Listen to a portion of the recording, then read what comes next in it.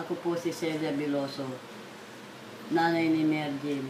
5 po ang aking anak at si Mergin po ang bunso. Mahirap lang po ang buhay namin.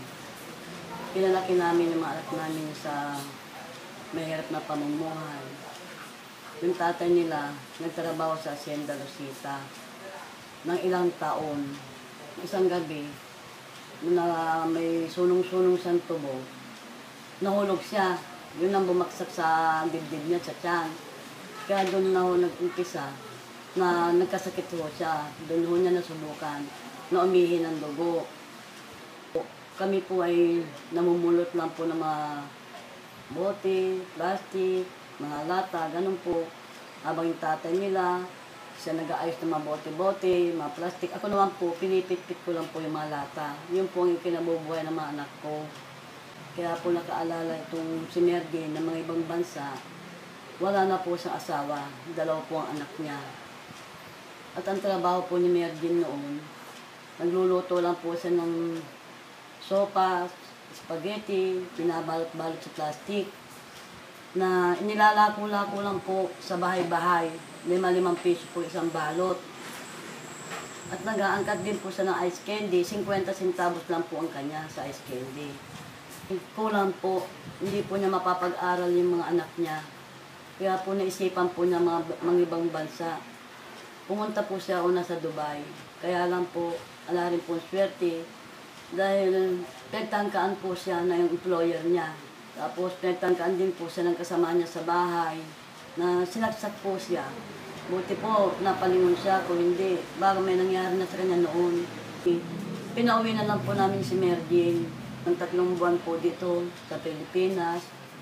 Doon po lumapit si Christina sa kanya, si Tintin, na pinakuan po siya, nabibigyan ng magandang trabaho, dahil may best friend daw po siya sa Malaysia. At ipapasok daw po niya si Mergin doon. Ang sweldo raw po ni Mergin, 25,000. Tuwan-tuwa po si Mergin, kasi po yung sweldo niya sa Dubai, wala pa pong 7,000. Kaya nung sinabi ni Christina na 25,000 ang susweldo niya, tuwan-tuwa po siya. Ang sabi niya sa amin, "Nanay, mapapag-aral ko ng 2 kong anak. At isa pa, matutulungan ko na kayo. Unang-unang sweldo ko, nanay, ibibigay ko sa inyo." Yun po ang sabi ni Mergin. Na hindi po namin inisip na mapapahamak po siya. Dahil malaki po ang tiwala ni Mergin kay Christina. Sumama po si Mergin sa kanya dahil po sa tiwala. Dahil si Christina po ay kinakapatid po niya yung kalibin nito. Kaya alam po niya hindi siya ipapahamak. Napagdating po nila sa Malaysia, ang sabi na po ni Christina, "Mergin, paano yan? Nakakuha na pala ng kasambahay yung best friend ko." Umiyak po si Mergin. Ang sabi po ni Mergin, "Ate, paano pa ako makakauwi? Ala na po akong ticket." Yung po sabi ni Mergin, "Naku, huwag kang mag-alala. 3 araw lang tayo dito. Marami kong best friend. At mahahanapan kita." Yung po sabi ni Christina. Kaya po ang ginawa po ni Christina, na talagang plano po niya siguro. Inilibot po niya si Mergin. Pinitsupitsuran po niya. Binilan po ng mga damit, cellphone. At binigyan pa po ng pocket money 500. Hindi ko lang po alam kung dollar o ano po yung 500 na ibinigay. Maabot na po ang 3 araw na pangako po ni Christina. "Mergin, gumayak ka na." "Bakit, ate? Aalis ka na. Pupunta ka na Indonesia, nahanapan na kita na employer mo." "Ate, ala na akong ticket." Yun po ang sinagot ni Mergin. Ang sabi po ni Christina, "Naku, huwag ka mag-alala. Ako nang bahala." Kaya po, dali-dali pong gumayak si Mergin. Nung iabot po ni Christina yung bag, napansin na po ni Mergin na talaga pong mabigat.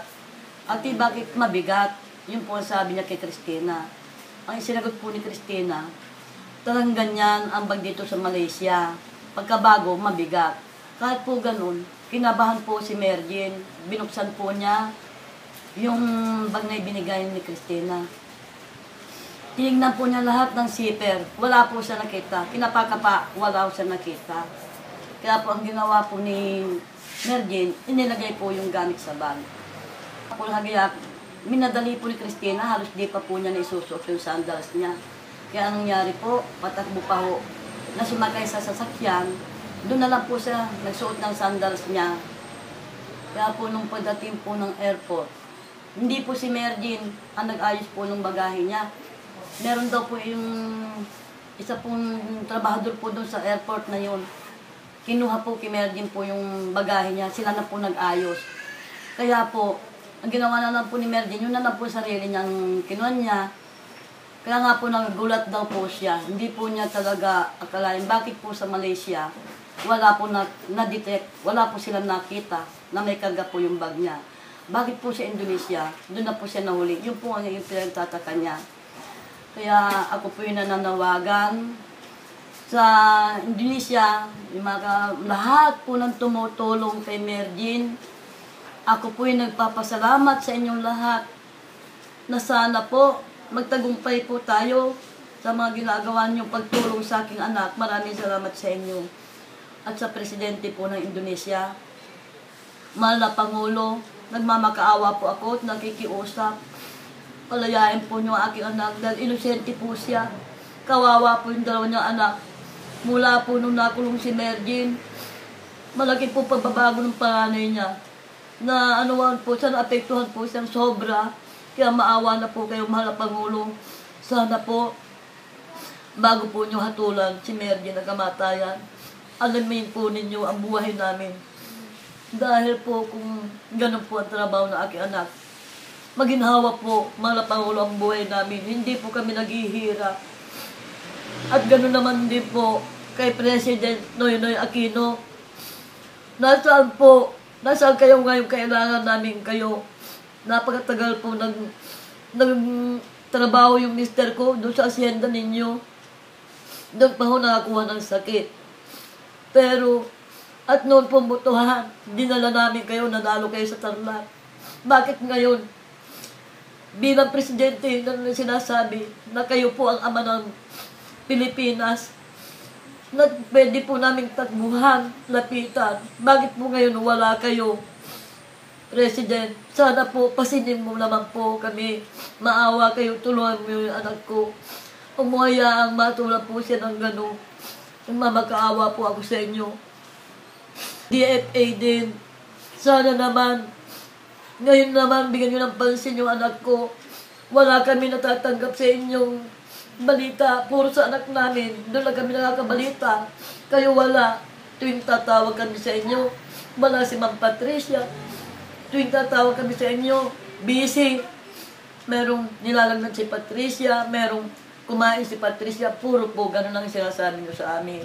Sana naman po ngayon, kumilos naman po kayo, tulungan nyo si Mergin. Huwag nyo po hayaan na mahatulan po siya ng ganun.